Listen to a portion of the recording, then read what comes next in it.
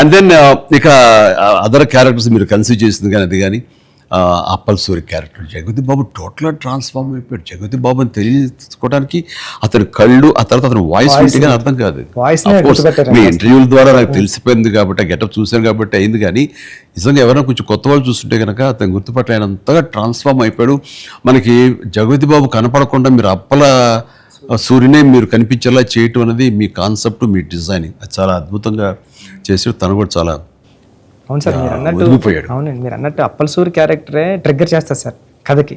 ఏ emotion కావాలో అప్పల్ సూరే జెండా పట్టుకుని పెద్ద చేతిలో పెడతాడండి, అక్కడ నుంచి పెద్ద తీసుకుని ట్రావెల్ అవుతాడు సార్. అది కరెక్ట్ సార్, మీరు ఏదైతే చెప్పారో అది. అందుకే అలా సార్ అప్పల సూరి క్యారెక్టర్ అన్న డ్రైవ్ చేయబట్టే లాస్ట్ లో స్టేషన్ కూడా అప్పల వలస అయింది సార్. అది చాలా మంచి ట్రిబ్యూట్. అది అక్కడ కూడా పెద్ద అన్నామని అంటే పెద్ద అనేది ఆ క్యారెక్టర్ గ్రేస్, ఆ క్యారెక్టర్ చాలా బాగా.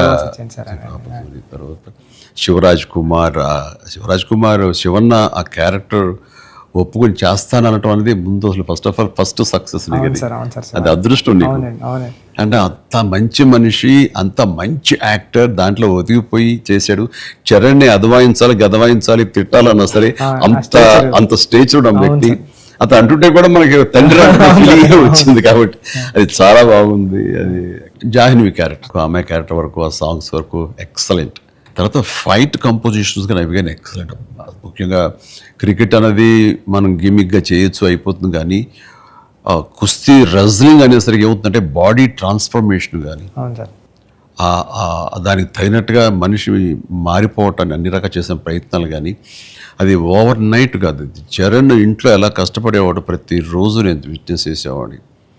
నైట్ ఎర్లీ మార్నింగ్ లేచి 5 లేచి వాడు 6 to 7 చేసి 9 o'clock మీ సెట్కి వచ్చిన తర్వాత మళ్ళీ నైట్ నువ్వు 9 కుదులుతావా 8 కుదులుతావా వచ్చి నీరసంగా వచ్చి కూర్చుని పోయి మళ్ళీ కాస్త సూప్ ఏదో తాగి మళ్ళీ జిమ్కి వెళ్ళిపోయేవాడు. చాలా కష్టం. అంతా ఆ 70 days వెజిటేరియన్ మీదే ఉన్నాడు. ఉండి ప్రోటీన్ కోసం ఎంత ఇదంటే హై ప్రోటీన్ కావాలి, నాన్ వెజిటేరియన్ తినకూడదు. దానికోసం ఎలా కష్టపడ్డాడు, ట్రెడ్మిల్ జిమ్లో ఎలా ఇదయ్యాడు అనేది చూస్తుంటే అబ్బా ఇంత అవసరమా, ఇంత కష్టపడాలా, మనం చేసాం కష్టమైన క్యారెక్టర్లు, రిస్కులు చేసాం కానీ